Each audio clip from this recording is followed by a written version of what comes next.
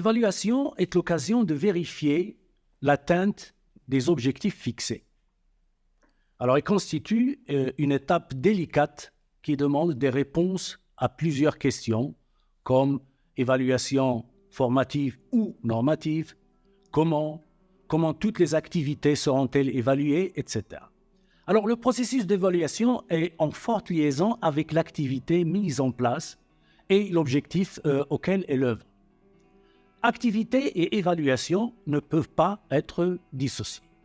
Alors, en tenant compte de la grille taxonomique de Bloom, la grille cognitive, que nous avons déjà présentée dans un module précédent pour les objectifs pédagogiques,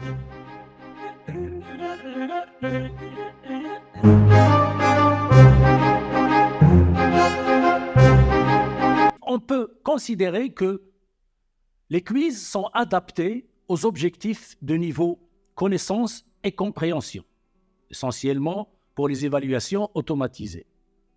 Les exercices et les études de cas sont adaptés aux objectifs de niveau d'application et analyse, donc évaluation automatisée et non automatisée des tâches authentiques, production d'un document, résolution du problème, etc., sont plus adaptés aux objectifs de plus haut niveau cognitif, voire la synthèse et l'évaluation. Alors, dans ce dernier cas, l'évaluation ne peut pas être automatisée. Alors, afin que l'apprenant puisse accéder aux objectifs liés au savoir-être et savoir-devenir, la tâche assignée par le professeur doit inclure une partie réflexive sur la démarche employée par l'apprenant lors de son accomplissement. L'évaluation diagnostique. Alors, elle est utilisée pour fournir un état de lieu du groupe d'apprenants, les positionner en fonction de leur niveau de connaissance. Elle contribue à vérifier s'ils ont les prérequis nécessaires. Alors, elle se met en place au début d'une formation ou d'un cours et peut aussi être un support à la prise de décision, par exemple proposer plusieurs parcours des apprenants, positionner les apprenants dans une hiérarchie donnée. L'évaluation sommative, on parle aussi d'évaluation ex post, car elle intervient le plus souvent à l'issue d'un processus. Il s'agit de dresser un bilan qui peut être présenté sous forme d'une appréciation globale, d'une note ou d'un positionnement dans une hiérarchie. Elle permet essentiellement d'établir la valeur d'un élément donné à un élément précis. L'évaluation formative. Alors, elle opère essentiellement dans le temps de développement d'un processus. Alors, l'évaluation formative s'inscrit généralement dans un processus de régulation, évaluation, commentaire, remédiation. Alors, elle est liée à l'amélioration par l'identification de points faibles. L'évaluation formative d'accompagnement, ou bien elle s'accompagne souvent d'un commentaire constructif de la part de l'évaluateur, ce qu'on appelle un feedback.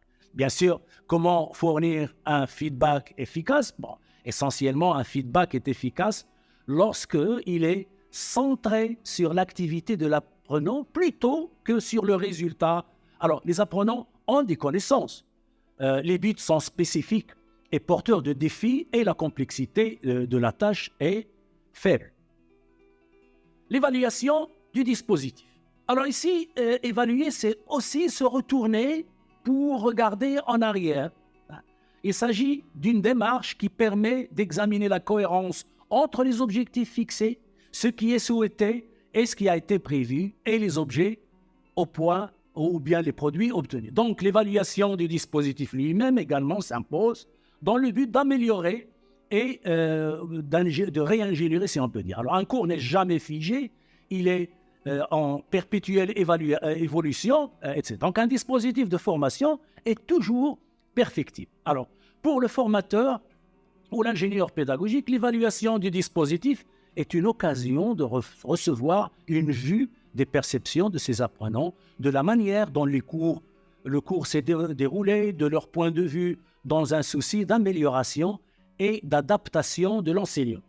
C'est une opportunité aussi de réfléchir sur la qualité de ces pratiques. Alors, elle peut prendre la forme d'un questionnaire adressé à l'équipe apprenante, composé des questions fermées et quelques questions ouvertes.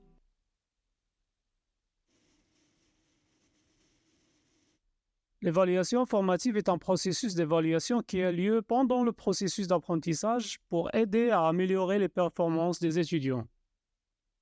Elle peut inclure des commentaires sur les performances des étudiants, des examens intermédiaires, des travaux pratiques, des discussions en groupe, des exercices individuels et d'autres activités de classe. Passons maintenant à l'évaluation sommative. L'évaluation sommative est un processus d'évaluation qui a lieu à la fin d'un cycle d'apprentissage pour mesurer les compétences et les connaissances acquises par les étudiants. Elle se concentre sur la détermination de la note finale des étudiants, généralement à travers des examens écrits, des projets finaux, des présentations orales et autres. L'évaluation autodirigée.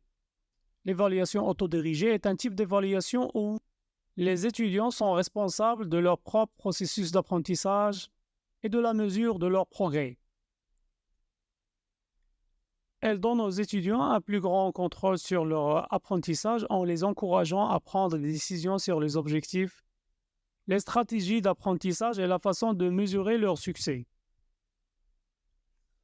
Enfin, l'évaluation par les pairs est un processus d'évaluation dans lequel les étudiants sont impliqués dans l'évaluation de leurs pairs. Cela peut se faire dans un groupe de travail ou en classe, où les étudiants donnent et reçoivent des commentaires sur leurs performances.